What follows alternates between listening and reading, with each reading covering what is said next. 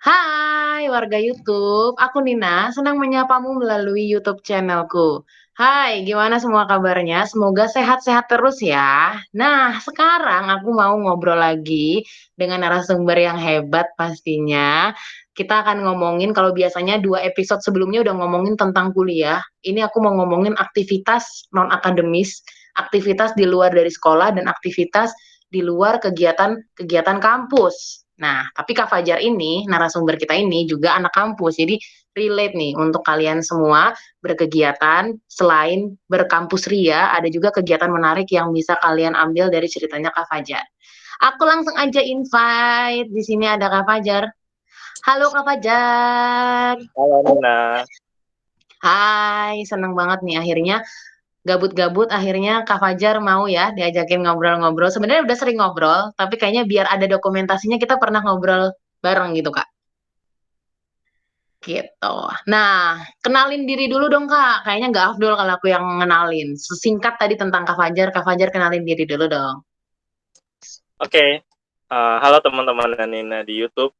Salam kenal, perkenalkan saya Fajar, tepatnya Fajar Pratama, temannya Nina di TGR Campaign, temannya Nina juga teman-teman sharing untuk beberapa kegiatan, dan sehari-hari saya bekerja di kantor P2TP2A, selain itu juga kuliah, dan selain itu juga ngurusin forum anak di DKI Jakarta. Terus usianya masih muda, masih sebaya, nggak jauh sama Nina, 26 tahun tahun ini. Terus insya Allah kalau nggak ada halangan tahun depan bisa lulus. Yeah. Amin, seneng banget. Semester berapa Kak jadinya? Tahun ini semester 8 harusnya, tapi karena kakak masuk genap duluan jadi semester 7 dulu. Gitu. Wah, alhamdulillah. Bentar lagi lulus SIKOM. Waduh. Sarjana Ilmu Komunikasi karena Kak Fajar juga jurusannya sama kayak aku. Nah, karena jurusannya sama, kayaknya nggak menarik ya ngomongin jurusan komunikasi. Jadi kalian lihat aja jurusan komunikasi tercermin dari bagaimana cara kita ngobrol-ngobrol. Itu aja udah menggambarkan. Nah, sekarang aku penasaran sama Kak Fajar itu ngomongin tentang forum anak gitu. Karena aku pertama kali kenal Kak Fajar juga dari kegiatan Kak Fajar di Forum Anak DKI Jakarta. Dan ternyata bukan hanya kepeduliannya tentang anak-anak, tapi juga pekerjaannya pun P2TP2A itu juga tentang anak-anak. Pokoknya yang ada AAA-nya itu anak-anak ya, KPPPA anak gitu kan. Nah ini sekarang mau tanya dulu nih, gimana sih awal mula Kak Fajar itu bisa kecemplung di dunia anak-anak padahal masih usia anak? Coba Kak, gimana tuh ceritanya? Oke, jadi awal mulanya tepatnya tahun 2010 ya, baru pertama kali forum anak muncul dan di saat itu juga baru mulai ikut kegiatan forum anak. Nah, karena kakak tinggal di Cilincing, jadi namanya forum anak Cilincing. Tapi waktu awal itu belum namanya forum anak, masih kelompok anak. Nah, kebetulan juga di Cilincing, forum anaknya didampingi oleh Wahana Visi Indonesia, salah satu NGO yang memang berbasis untuk pemberdayaan masyarakat dan anak. Kayak gitu. Lalu berjalannya waktu, sempat agak bingung sih ini harus ngapain gitu kan di forum anak. Dan perlu diketahui juga background kakak di keluarga adalah dididik oleh orang tua yang memang agak cukup keras gitu kan untuk didikan orang tua. Terus diminta untuk bersosialisasi istilahnya dengan lingkungan baru di forum anak. Itu menjadi challenge sendiri sih. Jadi kayak ini apakah bisa atau enggak kayak gitu. Nah, berjalannya waktu, pertama kali ikut forum anak diminta untuk menjadi ketua forum bukan ketua forum anaknya, tapi lebih kepada ketua panitia untuk Hari Anak Nasional. Pertepatan waktu itu bulan Juli gabungnya, jadi kayak udah datang pertama kali masih nggak tahu apa-apa, diminta nih untuk menjadi ketua panitia kayak gitu kan. Udah akhirnya itu sebuah pilihan sih, sebuah pilihan yang bisa menjadi mundur atau ke depan kayak gitu. Karena ketika misalkan kakak gagal aja di situ, berarti udah akan selesai tuh fase forum anaknya. Tapi beruntung tidak gagal dan akhirnya lanjut sampai sekarang. Nah, dari situ diminta untuk menjadi ketua, banyak ngobrol gitu kan dengan banyak orang, ketemu banyak orang, dan momen pertamanya adalah ngomong di depan 500 orang. 500 orang karena pesertanya kan sekecamatan Cilincing kan, di depan camat, di depan lurah kayak gitu. Nah, itu menjadi momen bagaimana melawan rasa takut sih sebenarnya, rasa takut, rasa nggak percaya diri, semuanya jadi situ meskipun badan keringetan semua di depan banyak orang, tapi itu menjadi momen sampai hari ini gitu, momen itu nggak akan pernah dilupa kayak gitu. Udah berjalan waktu, eee, sehingga dari 2010 itu sampai hari ini, kegiatan forum anak terus didampingi, tapi memang bedanya kalau dulu menjadi pengurus, sekarang menjadi fasilitator. Tapi, agak disayangkannya adalah sempat ada masa-masa vakum dari masa-masa itu, karena kan masih belum bingung nih mau ngapain gitu kan, aktif-aktifnya lagi sebenarnya agak telat ketika di usia 16 atau 17 gitu. Jadi masa masa baktinya istilahnya di forum anak kan karena masih usia anak aja ya, jadi cuman sebentar gitu. Tapi beruntung di masa setelah anaknya makin banyak yang dilakukan. Mungkin sesingkatnya itu dulu. Nah, Kak Fajar itu yang tadi ngomong di depan 500 anak itu umur berapa, Kak? Kakak pertama kali gabung forum anak itu SMP kelas 2 ya, tapi ngomongnya itu kalau nggak salah pas masuk SMA awal. Jadi bener-bener kayak baru pertama kali belajar bicara, dan pertama kali juga diambil yang tarafnya mungkin udah lumayan lumayan tinggi ya kalau misalkan seusia Kakak saat itu gitu kan. Ditambah lagi, nggak cuman hanya sambutan kan, tapi mensosialisasikan bagaimana program, pelaksanaan Hari Anak Nasionalnya di level kecamatan ke kader-kader, ke anak-anak, ke masyarakat kayak gitu. Itu yang menjadi challenge sendiri sih, kayak gitu.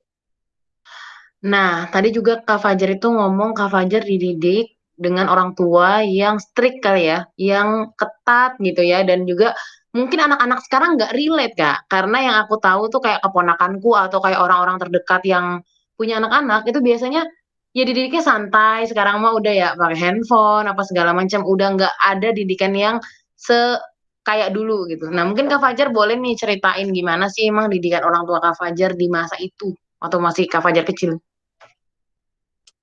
Sebenarnya, didikan yang saat itu dilakukan saat ini mungkin masih ada cuman caranya yang berbeda. Mungkin saat itu agak kerasa dengan kata-kata dan, fisik ya gitu ya. Misalnya kita salah segala macam, dipukul. Tapi ada juga yang sebenarnya lebih dalam adalah psikis. Bagaimana ketika kita salah, ketika kita melaksanakan hal-hal yang nggak sesuai harapan orang tua, itu dianggap nggak sesuai dan itu disalahkan. Itu yang sebenarnya lebih menjatuhkan kita nih sebagai anak. Kalau misalnya fisik kan istilahnya adalah sakit, terus kayak luka udah gitu bisa sembuh. Tapi yang lebih, pengen digali di sini adalah bagaimana, kekerasan psikisnya gitu. Sampai hari ini kalau secara total Kakak masih bisa dibilang orang yang pendiam gitu, karena itu masa-masa itu menjadi masa-masa yang bagaimana kita direndahkan, bagaimana kita kok kok udah banyak dilakukan yang benar, kok masih dianggap salah gitu. Mungkin masa-masa sekarang juga ada kayak gitu, tapi mungkin nggak terlalu muncul karena mungkin anak-anak sekarang juga agak sedikit cuek, ya udahlah gitu. Jadi akhirnya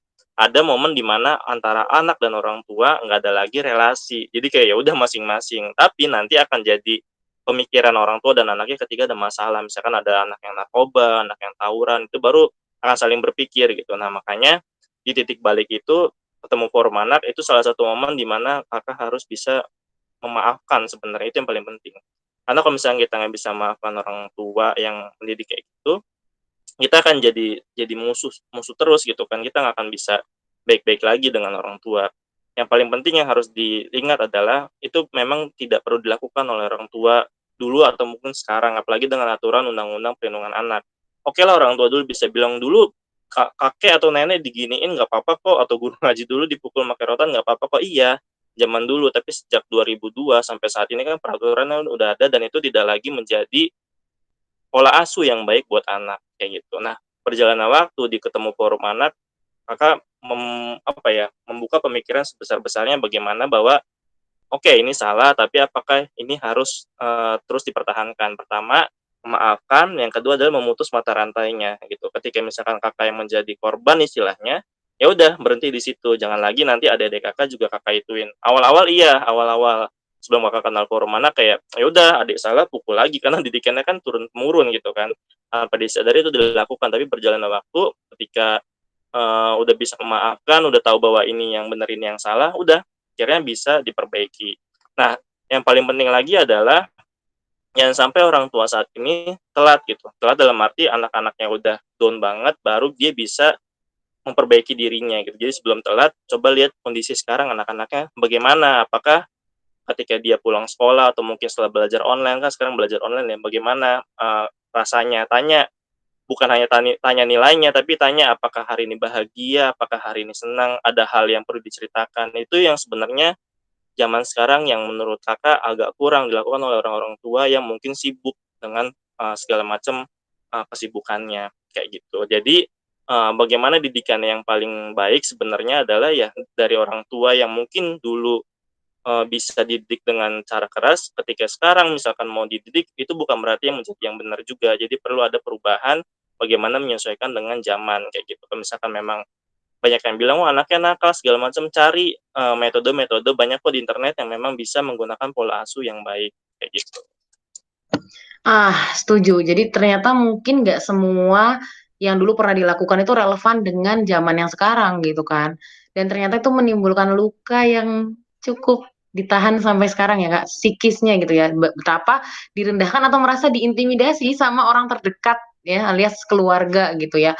Nah itu gimana Kak Fajar akhirnya overcome the problems? Artinya bagaimana akhirnya Kak Fajar itu ya udah akhirnya ya udah sedih sih sakit gitu, tapi gimana caranya anak seusia itu bisa akhirnya, "Ya udah aku nggak apa-apa, aku bisa, aku mau nerusin kegiatan yang lain." Itu kan kadang ada juga yang sampai down, mental breakdown maksudnya ya, dan akhirnya mereka malah kejerumus ke hal-hal yang negatif. Nah, tapi Kak Fajar alhamdulillah ya, selamat dari hal-hal aneh-aneh itu, tapi Kak Fajar malah justru mengembangkan diri di forum anak itu gimana Kak overcome-nya?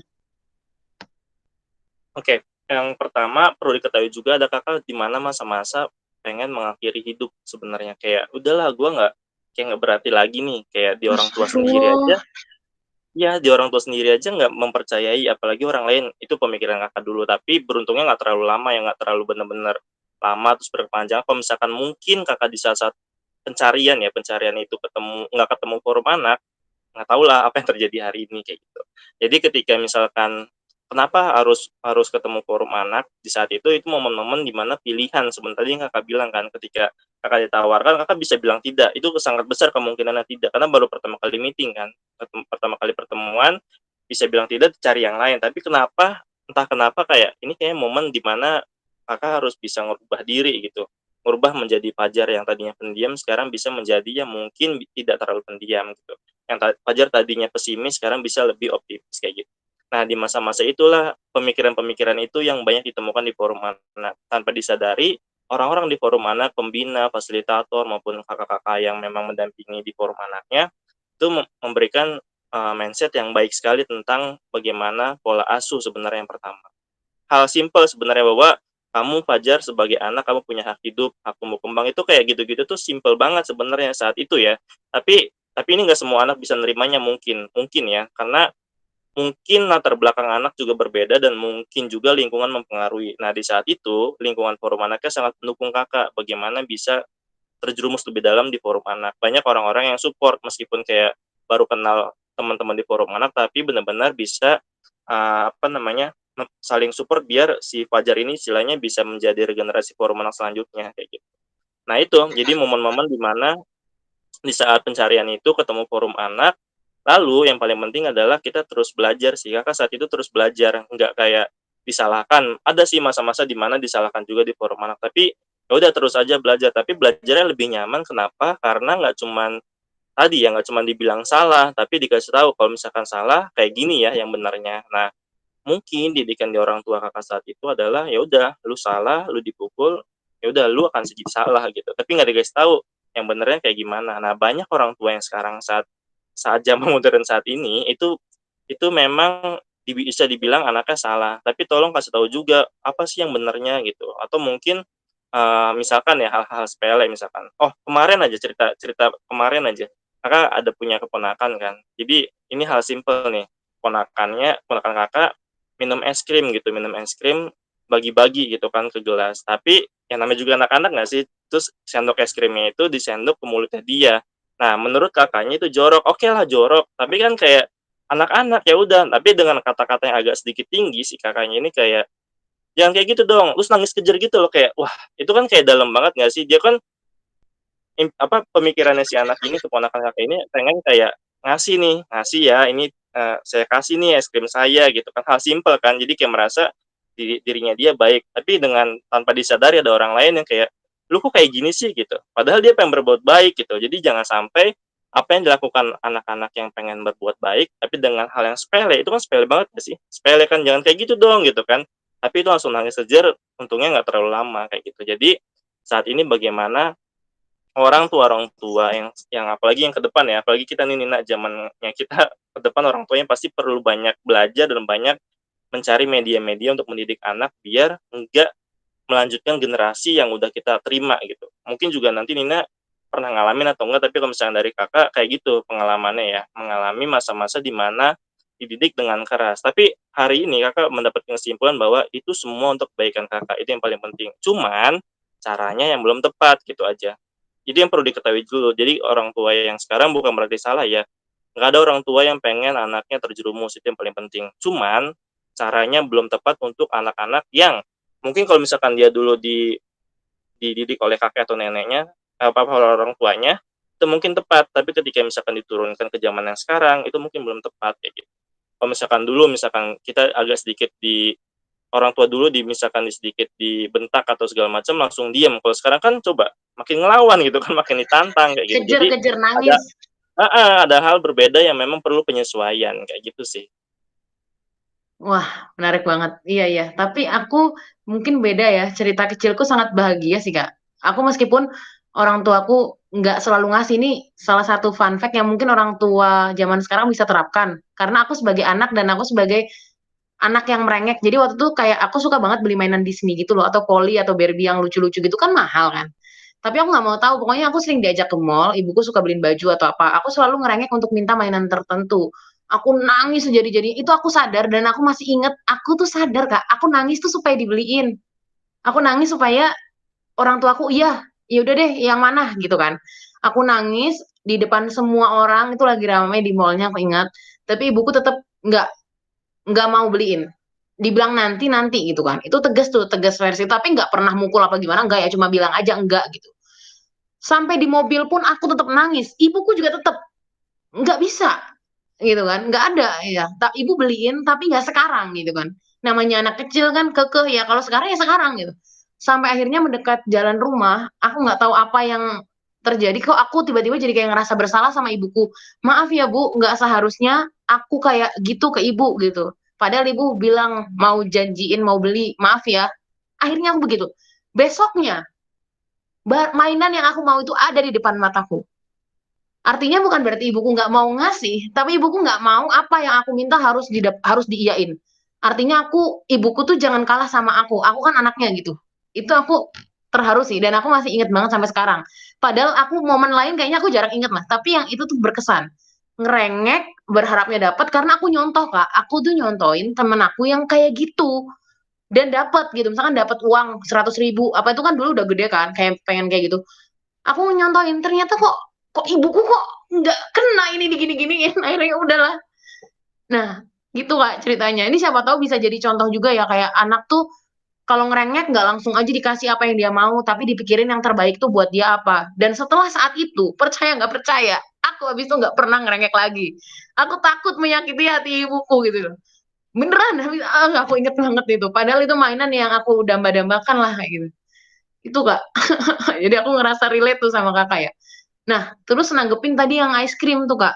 Menurut aku, ponakan kakak tuh keren, Kak. Karena apa? Aku zaman kecil nggak mau es krimku setetes pun dimakan sama orang lain. Jahat memang, tapi emang egois kan, kayak anak kecil. Dia mau bagi ke temennya, ke saudaranya aja itu udah hal yang patut banget diapresiasi kalau menurutku ya. Kayak gitu ya. Jadi lebih kayak gimana kita mau memandang sesuatu itu nggak hanya dari sudut pandang satu doang gitu. Karena kan anak kecil nggak selamanya bisa juga digituin, dibentak atau apa gitu. Dengan cara yang baik, anak-anak juga akan ikut jadi baik juga gitu. Nah, menarik juga nih Kak. Kakak tinggal di Cilincing, besar di Cilincing, segala macam Cilincing. Nah, ngomong-ngomong Cilincing, aku pernah mau ketemu Kak Fajar di Cilincing, acara apa gitu ya. Lupa lah pokoknya. Aku tuh jalan, capek dong jalan dari Bekasi ke Cilincing. Enggak, bukan jalan. Naik motor sama temen aku berdua boncengan dan ngelewatin Cilincing. Ya Allah ya Robi, kalau menurutku serem guys. Serem banget. Serem banget tempatnya tuh kayak Masya Allah. Kalau di Bekasi tuh kayak antara ada tumpukan sampah, tapi juga di situ ada apa namanya, rumahnya tuh rumah warganya deket banget, dan di situ tuh nggak boleh sembarang orang masuk. Ini fun fact ya guys. Kalian jangan berani-berani ke Cilincing, cukup aku aja guys. Itu aja udah salah. Masuk ke situ tuh kayak diliatin orang, dan ternyata aku lihat ada kayak pelangnya gitu, tulisannya tuh hanya untuk warga atau apa gitu. Jadi kayak segmented, nggak semua orang masuk, nggak boleh tuh. Tapi namanya orang lagi cari, ini sih Google Maps juga nih Kak yang salah. Ngapain dia tunjukin ke jalan yang itu juga kan nyasar jadinya. Nyasar, dan di situ ngelihat kayak anak-anak yang main, Masya Allah ya, di tumpukan sampah. Terus orang tua yang kayak main plak plak plak, itu aku ngeliat itu. Aku ngeliat juga anak-anak, orang tua yang sekasar itu sama anaknya. Terus kayak masak itu si kompor, sebelahnya kompor bukannya saringan atau makanan, sampah. Dan maju dikit lagi itu lebih mencekam ya, lebih ke yang tempat remang-remang, tapi ngerti nggak sih, bukan remang-remang yang kayak di kota kan kayak udah elit high end gitu ya. Kalau yang ini tuh mohon maaf gitu ya, ya kayak gitulah ya.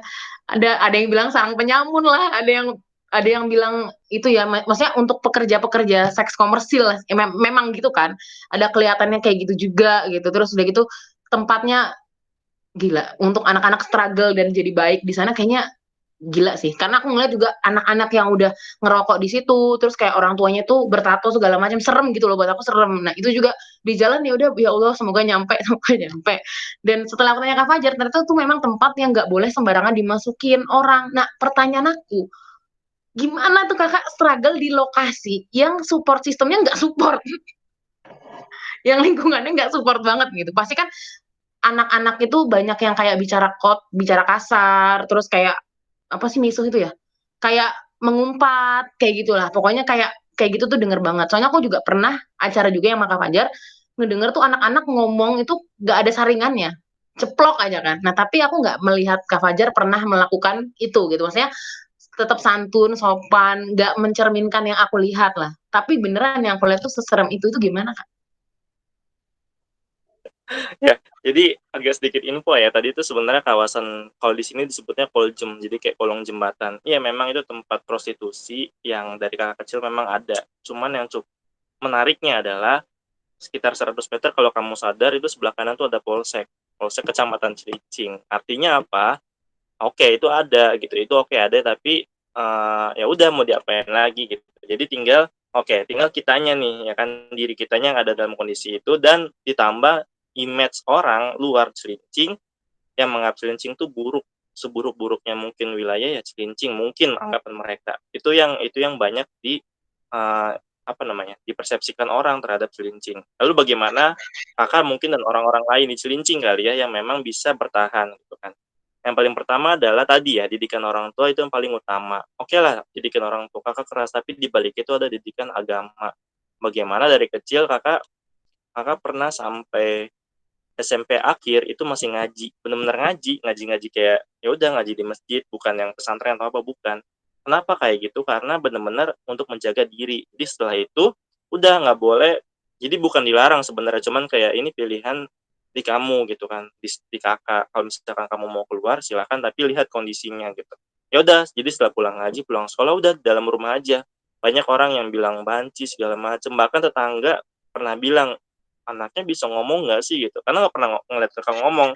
Bahkan sampai Tega, hari ini, iya, kalau misalkan tega. kalau misalkan teman-temannya Nina atau Nina sendiri mungkin nanti ke Cilincing, ke rumah kakak, tanya aja rumahnya Fajar yang mana, hampir sekian persen pasti nggak akan ada yang tahu. Makanya kalau misalkan rekomendasiin ada teman ke rumah kakak, carinya jangan nama Fajar ya, cari nama bapak atau nama adik, itu lebih kenal gitu. Kenapa? Karena kakak memang tidak memberikan diri kakak untuk bersosialisasi dalam lingkungan itu. Nah, tadi kan faktornya lingkungan kan. Jadi bagaimana biar support sistemnya dibantu oleh lingkungan. Kakak mengganti lingkungannya. Nah, lingkungannya apa? Yaitu forum anak.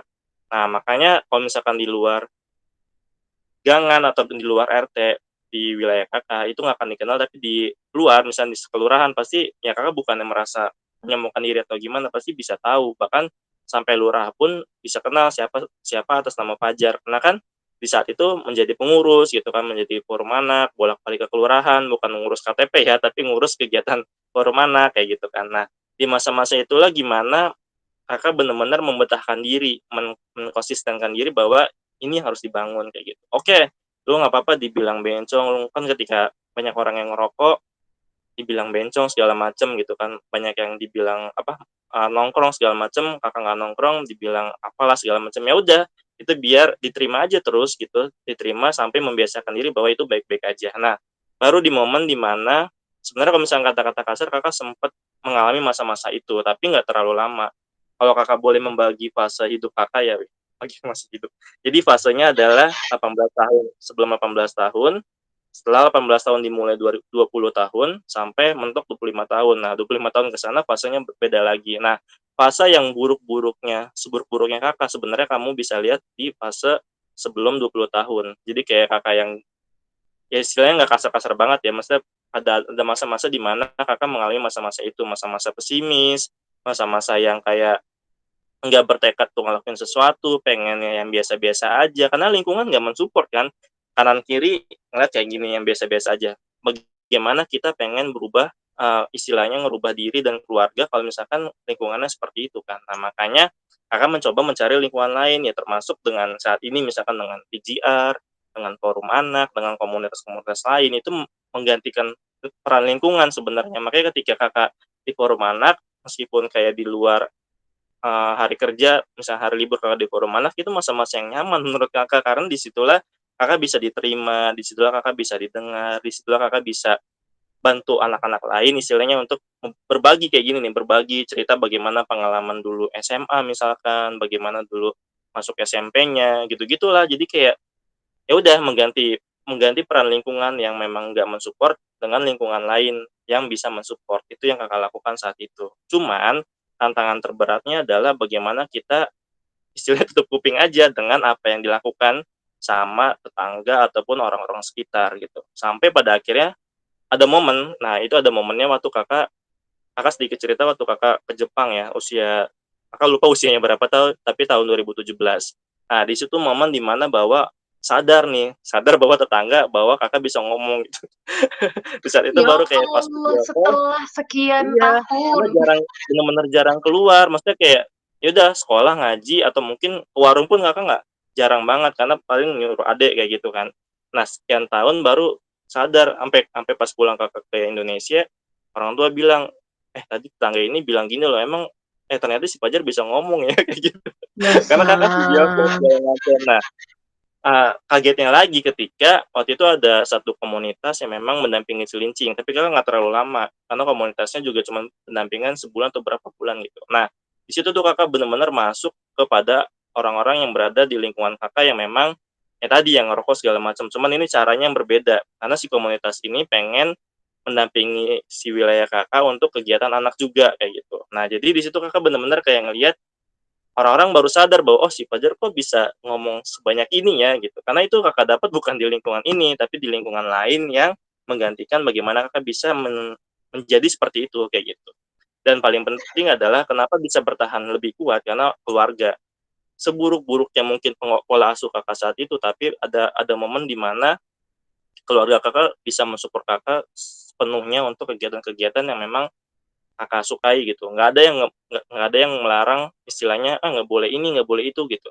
Cuman ada ketentuan bahwa, "Bapak dulu nggak minum minuman loh," gitu. Kalau Bapak bilang, Bapak sekarang ngerokok tapi Bapak berharap anak Bapak nggak ngerokok loh." Cuman bilang kayak gitu, nggak bilang, "Nggak boleh ngerokok ya, nggak boleh ini," enggak. Cuman kayak cerita, jadi di mana kita harus berpikir, adik-adik Kakak juga digituin sama pola asuhnya. Jadi di saat itu baru ada momen di mana, oh iya berarti kalau misalkan Bapak sekarang ngerokok, ya udah berarti kita nggak bisa ngerokok, dan alhamdulillah Kakak dan kedua adik Kakak juga ngerokok. Meskipun ada sempat ketahuan yang ngerokok tapi cuman persekian hari gitu kan langsung selesai gitu.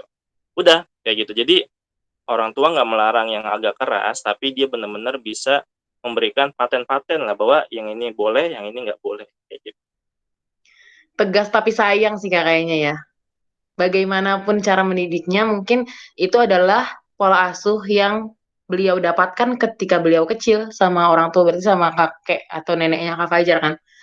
Bener banget, dan alhamdulillah ya adik-adiknya juga nggak ngikutin ke hal-hal negatif. Dan ya maksud aku tuh kayak possible, mungkin banget untuk teman-teman yang ada di lingkungan yang mungkin orang bilang itu gawat darurat lah, atau lingkungan yang nggak suportif, tapi kalau dari dalam dirinya kita juga pengen sosial, kita pengen ketemu lingkungan baru, ternyata itu bisa jadi kayak semacam healing. Jadi kita nggak melulu dengerin yang ada di sekeliling kita aja. Biar aja waktu yang menjawab, bener kan, abis ke Jepang langsung, oh gitu ya, menjawab kebingungan orang selama ini. Dan kalau menurut aku sih orang itu unggul nggak hanya dari satu bidang aja gitu. Jadi kayak nggak aktif di organisasi ini, tapi dia ternyata membuat sesuatu yang besar di mana gitu. Itu yang jarang orang lihat dan jarang orang apresiasi sih. Makanya aku kayak salut aja gitu Kak Fajar struggling di tempat yang kayak gitu gitu.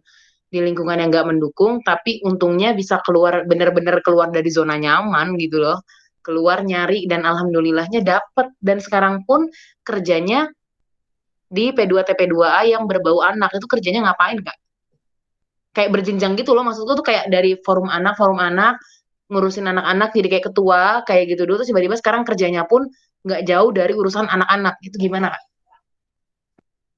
Oke, jadi sebenarnya sebelum usia 20 tahun itu masa-masa pencarian diri. Kakak harus kayak gimana ya, ngambil ngambil bidang apa kayak gitu. Sedikit cerita, kan kakak SMK-nya listrik kan, SMK-nya listrik, sempat kuliah setahun Wow. perhotelan, Listrik. terus Sekarang sekarang juga komunikasi ya? komunikasi, terus kenapa ke anak kayak gitu kan. Nah, itu momen dimana bahwa kakak kangen sebenarnya masa-masa di forum anak, dan kakak nggak pengen masa-masa di forum anak hilang begitu aja gitu. Bahkan kakak berpikir kayak, oke, kalau misalkan gue nanti memang diizinkan punya anak gitu kan, ya udah anaknya masuk ke forum anak juga. Karena gimana ya, ngerasa nggak sih ketika ada wadah yang memang benar-benar ngasih semuanya buat kita istilahnya, terus masa kita harus diem buat kita doang gitu kan, kita pengen beri ke yang lain kan ya, ke saudara mungkin, ke orang sekitar, atau malah ke lingkup yang lebih besar ke tingkat provinsi, kota, segala macam gitu kan. Nah, kalau di P2 TP2A sendiri sebenarnya kakak statusnya masih PJLP. Nah, kalau di pemerintah DKI itu ada namanya PJLP, setara dengan yang kayak PPSU segala macam gitu. Jadi bukan PNS atau tenaga ahlinya. Nah, jadi di P2TP2A secara umum yang dilakukan adalah bagaimana menangani kasus kekerasan perempuan dan anak. Nah, jadi nggak cuma anak sebenarnya, dia ada perempuan juga. Kasus KDRT segala macam, perdagangan orang, itu ditangani. Tanganinya apa aja? Bisa ditangani secara psikologi, hukum maupun rujukan. Rujukannya bisa ke rumah sakit maupun ke rumah aman maupun panti segala macam gitu. Nah, jadi kalau misalkan teman-teman nih, teman-teman ini secara online bisa atau bisa ngelihat atau mengalami kasus kekerasan, langsung aja lapor ke P2TP2A. Nggak usah bingung-bingung, nggak usah datang juga nggak apa-apa, langsung aja telepon ke 112. Itu layanan darurat di Provinsi DKI Jakarta, yang teman-teman nggak punya pulsa, teman-teman misalkan nggak punya provider sekalipun, itu bisa dilakukan secara gratis. Nah, teman-teman kalau misalkan akan melaporkan kasusnya berkaitan dengan perempuan dan anak, akan otomatis akan dilingkan dengan kantor pusatnya P2TP2A. Kantornya sebenarnya di Pulau Gadung, jadi buat teman-teman yang memang punya tempat tinggal dekat sana bisa langsung datang, bisa banyak. Kalau misalkan bingung kak, bingung nih mau ngapain, ya udah datang aja dulu konsultasi ke ahlinya. Kalau misalkan kakak konsultasi ke kakak akan menyarankan juga telepon ke hotline-nya kayak gitu. Jadi secara simpel telepon aja ke 112. Nah, nanti ngapain? Nanti di sana prosesnya ketika datang akan diterima secara baik oleh resepsionis. Sebelum lanjut, yang paling penting adalah semua pelayanannya gratis. Jadi kalau misalkan ada yang mengatasnamakan P2TP2A itu bayar, misalkan itu bohong gitu ya, semuanya gratis. Ketika datang nanti ada namanya manajer kasus. Si manajer kasus ini akan mengasesmen. Misalkan kakak seorang anak, kakak ngelapor ke P2TP2A, saya dipukul nih sama guru saya. Cerita aja apa yang dilakukan. Nanti si manajer kasus, karena backgroundnya adalah dia ilmu kesejahteraan sosial, akan menganalisa, oh ternyata si anak ini masalahnya secara psikologi ya, oh ternyata ini butuh dua-duanya nih, psikologi dan hukum, oh ternyata ini juga perlu divisum, berarti kan perlu ke rumah sakit atau puskesmas. Ya udah, si manajer kasus bikin dokumennya segala macam, akan dialihkan, oh kamu akan dijadwalkan ke psikolog kami tanggal sekian dan jam sekian ya, nanti dia datang lagi kayak gitu. Dan semua pelayanan itu gratis. Bahkan kalau misalkan teman-teman misalkan, kak aku nggak punya ongkos, aku nggak punya kendaraan, jangan khawatir, nanti P2TP2A bisa menjemput karena punya namanya Molin, mobil perlindungan kayak gitu ya. Masya Teman-teman bisa langsung Allah. datang, bisa langsung jemput. Jadi ini Pemda DKI, kalau teman-teman merasa kayak apa sih yang dilakukan Pemda, ini sebagian kecil yang dilakukan Pemda untuk bidang perempuan dan anak kayak gitu. Nah, jangan khawatir ketika misalkan kak, kalau misalkan cuma sekali nggak cukup nih psikologinya, ya udah bisa 2 kali, 3 kali, bahkan sampai persekian kali selama psikolognya memang merasa perlu gitu kan. Bahkan ada persidangan itu sampai puluhan kali sampai akhirnya jatuh si pelakunya dihukum kayak gitu. Cuman sayangnya banyak kasus yang memang nggak terlalu sesuai harapan kita gitu. Masih banyak kasus yang memang dihukumnya nggak sesuai maksimal. Kan maksimalnya kan bisa 15-20 tahun atau bahkan seumur hidup, bahkan hukuman mati kan. Yang terbaru kan ada Kebiri juga. Nah, sampai di Jakarta belum tuh sampai separah itu. Padahal kalau kita temukan, kalau teman-teman masih ingat, teman-teman baca berita beberapa waktu yang lalu di Jakarta Utara, di tempat kakak sendiri, ada kakek mensetubui cucunya dan masih masih masih apa ya, masih bayi, itu meninggal. Itu terbaru. Kalau teman-teman nggak percaya bisa bisa Astagfirullahaladzim. bisa searching gitu, itu kasusnya. Jadi karena si kakeknya ini punya penyakit kelamin, tertular ke anaknya tanpa disadari, ya udah akhirnya cucunya meninggal, kayak gitu. Astagfirullah, itu Jadi bayi sekarang Kak? tuh banyak banget ya kamu Bayi? nanti detailnya bisa bisa iya baik. Kita bisa bisa searching aja deh, bisa searching bahwa ya iya, kayak gitu. Banyak banget kasus yang memang udah nggak bisa diterima oleh nalar ya gitu ya. Banyak kasus yang misalkan ya kita bilang agama misalkan, tokoh agama tuh bisa menjaga anak, enggak juga. Banyak kasus yang pelakunya pendeta, pelakunya ustadz, ada juga pesantren segala macam ada.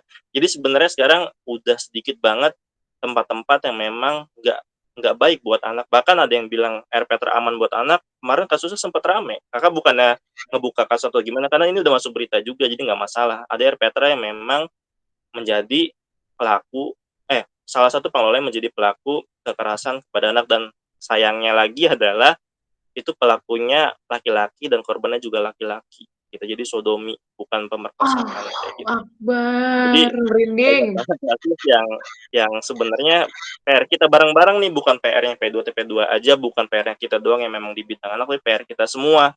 Bagaimana menciptakan lingkungan yang baik buat anak. Nah, yang paling penting adalah mulailah lingkungan yang baik buat anak itu dari keluarga sendiri. Bagaimana kita punya keponakan, kita punya sepupu, kita punya ya lingkungan sekitar kita benar-benar ngejaga. Ingat ya, hal simple yang perlu kita lakukan adalah bagaimana ketika kita punya keponakan yang masih kecil, jangan sekali-kali membuat kesempatan buat para predator ngedekatin. Contohnya ini, contoh sekitar kakak ya, ada di sekitar kakak, tetangga kakak, membiasakan anaknya cuma memakai pakaian dalam, gitu. Cuma pakai kaos kutang sama pakai celana pendek gitu kan. Ya simple sih, mungkin karena panas segala macam, iya, tapi kakak nemuin 2 kali, kakak ngeliat sendiri sih. Ada bapak-bapak, kakak juga kenal bapak-bapaknya, mereka dia cuma sekedar memeluk gitu, memeluk sampai mencium. Cuma kakak ngelihatnya wajar nggak sih seorang orang lain, bukan keluarganya, bahkan keluarganya pun aneh, memeluk anak yang lagi main memakai baju seperti itu gitu. Nah kakak 2 kali nih, kalau misalnya 3 kali kakak akan coba konsultasikan ke orang tuanya dulu, orang tuanya gimana, kan kakak nggak bisa tiba-tiba ngelaporin dong, ntar kakak malah disalahkan gitu nggak sih. Mending kakak udah Iya, iya. bisa lihat bahwa ini ada hal yang aneh, nanti bisa dilaporkan ke ke P2 TP2, baru nanti orang tuanya mau kayak gimana kayak. Karena kalau misalkan dibiarkan, itu adalah pintu masuk yang lebih dalam bagaimana kasus kekerasan seksual yang lebih dalam bisa terjadi. Karena ada kesempatan nih anak main sendiri, pakaiannya minim, terus ada orang yang memang predator gitu kan. Predator kan nggak bisa dilihat dari fisik ya, misalkan, oh predator tuh kalau misalkan jahat, misalkan orang yang kotor, misalkan pakaiannya kotor atau mungkin jelek atau apa, itu nggak juga gitu. Banyak predator yang memang rapi, yang memang baik, wangi, itu karena dia untuk bisa mendekatkan kepada anak kayak gitu. Wow, merinding. Speechless ya sebenarnya karena emang ternyata itu terjadi di lingkungan kita. Dan bisa nggak sih Kak, seandainya tadi kan itu kalau mau melaporkan kasus-kasus kekerasan terhadap anak dan perempuan. Nah, seandainya aku bukan korban, tapi aku melihat dan aku ingin melaporkan, itu bisa nggak sih? Nah, ini pertanyaan penting. Di undang-undang yang terbaru nomor 35 tahun 2014, ketika kita sebagai masyarakat melihat kasus yang tadi Nina bilang, terus kita nggak ngelaporin, kita bisa kena hukum. Itu ada hukumannya. Jadi ketika misalkan kita melihat, kita nggak ngelapor, itu malah salah. Kalau misalkan ngelapor itu hal baik. Lapornya kemana? Sama ke 112 juga. Atau kalau misalkan teman-teman pengen lebih modern, milenial, download aja di Play Store namanya Jaki. Jadi itu punya DKI, bisa teman-teman foto atau teman-teman bisa tag lokasinya, nanti akan di report sama tim Pemda yang memang mengurusi laporan. Nah, nanti track recordnya sama kita kayak belanja online. Kalau belanja online kan misalkan, oh belanja barang A, oh barangnya udah sampai sini, nanti juga bisa dilihat seperti itu. Nah, itu akan berbasis kinerja. Jadi teman-teman jangan khawatir, itu mah nggak mungkin Kak ditindaklanjutin.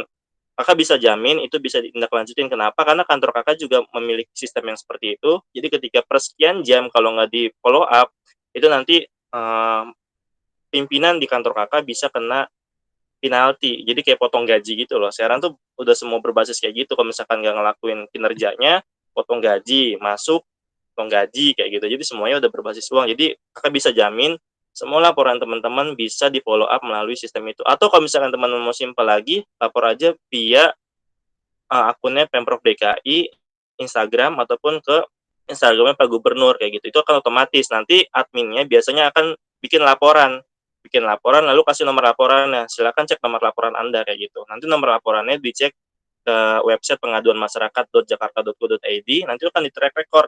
Kan kayak belanja online, kayak misalkan, oh ini disposisi kasusnya baru sampai dinas A gitu. Oh dinas A ternyata mengakui bahwa ini bukan tupoksinya, dialihkan ke dinas B kayak gitu. Jadi akan kelihatan banget, akan berjenjang semuanya kayak gitu. Nah, itu Nina, jadi bisa melaporkan langsung ketika lihat, laporkan. Nah, ada cara, bukan cara ya, sebenarnya ini kakak ada dari terinspirasi dari sebuah video bagaimana kita bisa ngelindungi anak tapi dengan cara simpel.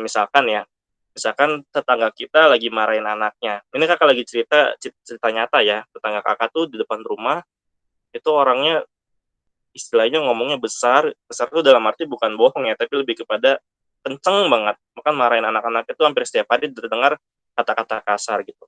Bahkan di suatu momen dia benar-benar mukulin anaknya, kan rumahnya tingkat 2 gitu kan. Di tingkat 2-nya, di lantai 2-nya gitu. Sampai di mana kayak ada pukulan-pukulan yang kakak kedengar dari bawah. Nah, kakak bingung dong harus kayak gimana ya. Kakak gini-gini juga maksudnya belum terlalu banyak pengalaman yang benar-benar menyentuh mendampingi anak, karena kebanyakan biasanya konsultasi atau kerja barengan sama aktivis yang memang mendampingi yang real kayak gitu. Ya udah, kakak terinspirasi dari sebuah video, kakak ketuk aja pintunya 3 kali, apa maksudnya ketuk ketuk tuk tuk tuk gitu kan, sekali nggak ada respon. Pas kedua kali kakak terdengar ada suara turun dari tangga, udah kakak tinggalin aja kayak gitu. Nah, artinya apa? Itu cuma cara pengen mutus bahwa anak lagi dipukulin biar berhenti dulu aja. Kan tanpa disadari kan emosinya kan berkurang tuh. Perjalanan waktu dia turun tangga, terus sampai akhirnya dia selesai gitu. Nah, kalau di videonya sebenarnya itu kayak kayak cuman receh sih, kayak boleh minjem uang receh kayak gitu. Boleh minjem misalkan boleh minta gula atau apa, cuma sekedar memutus emosinya gitu. Itu bisa dilakukan untuk korbannya anak maupun perempuan. Itu hal simpel sih. Atau bahkan ketika kita ngelihat anak-anak di jalan misalkan lagi diomel sama orang tuanya, kita juga harus agak hati-hati sebenarnya. Kenapa? Karena ada orang tua yang nggak mau diganggu privasinya. Tapi akan salah lagi kalau misalkan besoknya misalkan ada kabar amit-amit ya, jangan terjadi di lingkungan kita, meninggal anaknya. Karena kasus yang memang diawali dari marah-marah, bahkan malamnya dia nangis segala macam. Banyak kasus seperti itu kan, tetangganya nggak tahu, itu salah juga. Kayak adik kita almarhum Angelin kan juga kayak gitu kan, ya Iya, tetangganya iya, nggak iya. terlalu sensitif, nggak, akhirnya ya udah, padahal itu banyak banget kejadian yang bisa dipatahkan, bisa dihentikan kayak gitu. Itu aku setuju loh, itu cara yang cerdas kalau menurutku ya. Bisa ketok-ketok ya otomatis orang antara ada perasaan malu juga karena dia ketahu kedengeran, atau bisa juga karena ya udahlah bukain dulu, atau karena annoying karena kita ketok-ketok terus tanpa kita harus sok ikut campur, tapi ternyata apa yang kita lakukan itu bisa meredam emosinya dan membantu. Itu catet ya, Ya. guys. Itu kalau nggak salah challenge dari India deh. Jadi namanya Knock Challenge atau apa. Jadi kayak karena di India kasus pelecehan seksual terhadap perempuannya tinggi, jadi ada kelompok atau aktivis yang memang melakukan cara seperti itu. Kalau di video-videonya banyak cara, kayak misalkan lagi main bola tiba-tiba sengaja aja dimasukin ke rumahnya, terus pas ketok pintu ngambil bola selesai, gitu-gitu doang. Bagaimana memang benar-benar cuman pengen mutus kekerasannya. Wow, ini cara simple yang kita bisa lakukan tanpa kita harus ikutan bermasalah sama orang yang punya masalah. Catet. Dan tadi ada aplikasi Jaki-Jaki itu Jakarta Kini ya. Betul, Jakarta Jakarta Kini. Iya, Nah, itu nggak cuma kekerasan perempuan dan anak sih, kasus masalah sosial juga bisa dilaporkan. oke, aku akan tuliskan link aplikasinya ada di description box dan juga nanti untuk layanan hotline-nya akan aku cantumkan juga karena menurut aku ini sangat bermanfaat terutama untuk orang kayak aku atau warga YouTube yang lain yang nggak tahu karena selama ini juga kalau lihat ya udah terus mau kayak gimana gitu kan. Kalau ngeliat ya udahlah lihat aja. Mau ikut campur takutnya kita juga ikutan kena masalah. Ternyata ini ada solusinya. Bener-bener bisa Pemprov DKI ternyata sebegitu pedulinya sama kita juga gitu. Jadi ada baiknya kita lapor. Aku concern banget sih soal lapor-lapor itu karena aku sering mikir kayaknya korban itu nggak seberani itu untuk melaporkan karena mungkin ada ancaman atau ada sesuatu yang dijanjikan kalau sesuatu terjadi bakal gini-gini itu pasti akan takut dan merasa terintimidasi dan lebih parahnya bisa jadi si korban merasa udah nggak ada yang peduli, nobody cares, jadi buat apa dilaporin gitu kan. Ini bener-bener sih aku akan tulis kak di bawah termasuk tadi website yang kakak sebutin nanti aku masukin juga deh soalnya tuh kayak orang itu program bagus gitu loh kak tapi kok banyak aja yang nggak tahu termasuk aku gitu. Tambahan sedikit ya Nina, jadi banyak banyak kasus yang sebenarnya jadi fenomena gunung es karena banyak korban yang nggak melapor. Nggak cuman dia nggak tahu cara melapornya, tapi dia merasa kecewa ketika dilaporkan ke level yang paling rendah di pemerintahan, mungkin RT. Banyak RT RW yang sebenarnya jadi istilahnya teman masyarakat untuk bisa hal-hal seperti itu, tapi malah menjatuhkan si korbannya. Banyak kasus yang ditemukan kayak kekerasan seksual misalkan, korbannya malah mau dinikahkan sama pelakunya. Gimana sih Oh perasaannya iya ya. ada orang yang memberikan kekerasan ke kita terus tiba-tiba udah nikah aja. Banyak kasus yang seperti itu. Jadi teman-teman jangan khawatir, jangan takut. Sekarang 2021 udah momen dimana kita harus speak up gitu, bersuara benar-benar menyampaikan apa yang kita rasakan. Dan paling penting adalah teman-teman akan dijamin kerahasiaannya. Baik korban, pelapor, pendamping semuanya akan dijamin oleh pemerintah DKI Jakarta. Wah itu menarik banget. Please guys, kalau kalian lihat tolong itu dilaporkan karena biar nggak ada juga korban-korban selanjutnya. Dan yang lebih parahnya lagi ya kak, aku tuh sekarang kadang lihat TV juga kan, lihat TV. Kadang yang kakak bilang itu nikahin aja, itu tuh beneran masih ada di tayangan. Jadi bisa jadi itu menginspirasi orang-orang yang punya kedudukan RT RW dan lain-lainnya itu juga melakukan hal yang serupa. Mungkin ini nggak terjadi di lingkungan tempat tinggalku ya, komplekan gitu biasanya kayak orangnya sendiri-sendiri gimana gitu kan. Tapi kalau di desa, di kampung, kayaknya itu masih nggak sih? Masih kayak gitu banget. Jadi tontonan itu juga menjadi salah satu tolak ukur orang tuh akan berbuat apa. Kadang orang terinspirasi. Kadang ya, aku pernah nggak sengaja nonton, ada kayak FTV gitu, FTV yang sering banget muncul lah, diambil dari kisah-kisah hidup. Niatnya sih bagus. Tapi terus kayak mikir, pas aku lihat ada orang nyopet atau ada orang apa dengan cara tertentu, terus aku bilang, lah ini mah malah ngajarin orang biar kepikiran nyopet bisa dengan cara kayak gitu. Aku malah nangkepnya kayak gitu loh, dibanding aku mikir kayak, oh ini cuma edukasi. Karena orang akan lebih gampang nangkep hal yang singkatnya kayak gitu tadi aku pikir, daripada mikir ini tuh edukasi ujung-ujungnya. Takutnya ada yang terinspirasi dari kayak gitu. Itu makanya sih ya, banyaknya tayangan dan banyaknya orang yang bergiat harus lebih seimbang sama kekerasan yang terjadi di lapangan. Gila, sangat-sangat. Ini nambah wawasanku, Kak, bener. Makasih banyak. Nah ini Kak, ternyata kita sudah aku ini kalau nggak di stop nih, ini sebenarnya banyak insight yang akan bisa kita dapatkan. Mungkin nanti di episode selanjutnya, karena ini terima kasih banyak Kak, ini sudah panjang banget dan sangat-sangat membuka mata ya. Membuka mata untuk kita yang sebelumnya nggak pernah peduli, atau kita yang merasa tindakan kita nggak dihargai, ternyata tindakan sekecil melaporkan itu menjadi sesuatu yang bermakna bagi korban. Gitu. Jadi itu aja Kak untuk ngobrol-ngobrol kita. Terakhir nih Kak, pesan-pesan atau harapan untuk keluarga Indonesia, anak ataupun orang tuanya. Untuk closing nih. Oke, kalau misalkan diminta pesan, kakak selalu tertarik dengan 3 kata yang ajaib ya, dengan terima kasih, maaf, dan tolong. Kakak selalu bilang itu kenapa, meskipun itu familiar, tapi kakak sangat senang dan itu sangat benar-benar mujarab buat anak-anak kita yang kita dampingi maupun yang anak kita sendiri gitu. Orang tua dan teman-teman online yang Nina, bagaimana ketika misalkan minta tolong kepada anak atau adik ataupun keponakan, ya coba dengan di, di, diawali dengan kata tolong. Tolong ya, bersihkan alat mainnya, tolong ya ambilkan minum saya. Itu juga kakak berusaha coba lakukan ke keponakan, karena kan kalau adik-adik kakak udah mulai dewasa ya, jadi nggak, oh ada satu sih sebenarnya itu kakak juga lakuin, maaf ya nggak bisa dampingi hari ini gitu. Nah ada kedua adalah maaf, apapun yang terjadi kita juga harus menyadari bahwa kita orang dewasa punya salah juga kok, bisa salah juga gitu. Jadi kalau misalkan memang salah, ya udah utarakan aja, maaf ya hari ini kita nggak bisa main bareng karena ini, maaf ya karena tadi salah ngelakuin ini, harusnya kayak gini ya, maaf ya nggak bisa ngajarin bareng kayak gitu. Jadi hal-hal itu simple banget tapi kakak punya punya banyak pengalaman dan itu cukup berhasil dilakukan. Dan terakhir adalah terima kasih gitu. Anak-anak sangat suka berikan apresiasi gitu. Bahkan kalau di forum anak kakak harus sediakan tuh satu kotak beng-beng, bagaimana, wah sebut merek ya, nanti bisa sponsor nih. Satu Amin. kotak Tolong coklat ya, Beng, satu tolong. kotak coklat, memang kakak rutin tuh bawa kalau misalkan ke wilayah ini, kakak langsung siapin bawa satu kotak coklat sama dua buah coklat yang lumayan besar buat mereka yang memang berani berani untuk ngucapin atau angkat tangan aja gitu, langsung ngucapin terima kasih atau bikin tepuk-tepuk yang memang menginspirasi, tepuk salut, tepuk good job segala macam itu kan sebenarnya buat menginspirasi mereka kayak gitu. Jadi orang tua dan keluarga-keluarga yang memang menonton YouTube ini, pesannya itu dilakukan secara simpel dan secara konsisten. Yang paling penting adalah ingat bahwa anak-anak kita adalah peniru yang baik.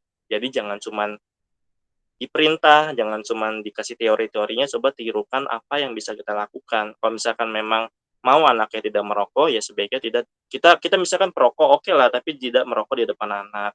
Kita misalkan pengen anak-anak kita tepat waktu, ya udah tirukan di keluarga bagaimana punya sistem yang tepat waktu. Nah, tadi Nina di awal sempat ceritakan bagaimana uh, orang tuanya Nina ngasih waktu bagaimana biar biar dapat sesuatu, ya itu juga perlu disepakati sebenarnya.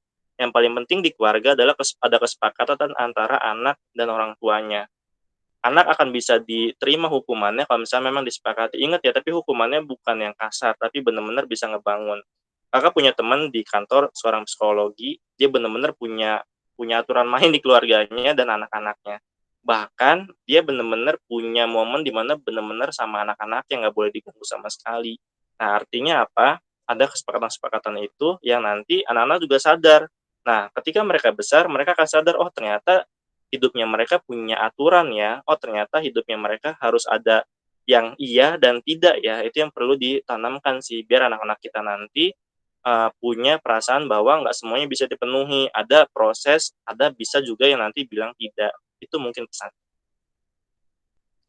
Keren banget Kak Fajar. Bukan cuma anak-anak sebenarnya yang merasakan coklatnya, aku juga merasakan dan teman-teman komunitas juga merasakan.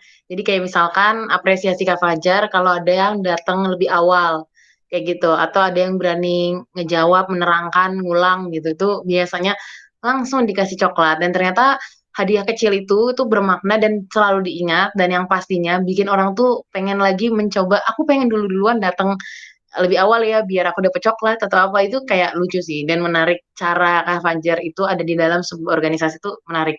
Ini mungkin bisa jadi salah satu contoh juga kalian siapa tahu mau tiru ya di organisasi kalian ide aja gitu bawa coklat gitu. Orangnya juga beneran orang yang pertama kali dikasih sama Kak Fajar itu kaget. Wah, cuma gara-gara datang pertama itu dikasih gitu kan kayak wah seriusan seneng gitu terus seneng aja kayak kayak keberadaan kita dihargai juga gitu.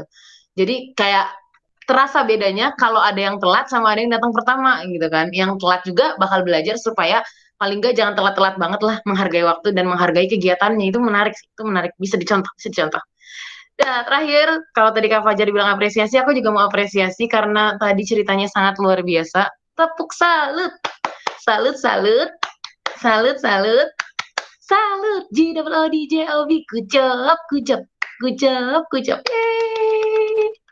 Seneng banget itu adalah tepuk-tepuk yang selalu kita mainkan meskipun kita kayak umurnya udah 20-an something lah tapi seru aja menghormati dan menghargai itu. Seru banget.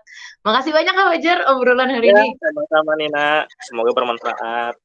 Sangat sangat bermanfaat. Makasih banyak Kak Fajar dan makasih juga warga YouTube yang udah nonton dari awal sampai akhir. Ini aku rasa kalau kalian nggak skip ini bener-bener faedah banget gitu. Jadi bisa cek nanti di description box, aku akan lampirkan semua yang tadi Kak Fajar sebutkan. Itu aja dari aku. Senang menyapa kalian melalui YouTube channelku. Sampai jumpa di video selanjutnya. Dah!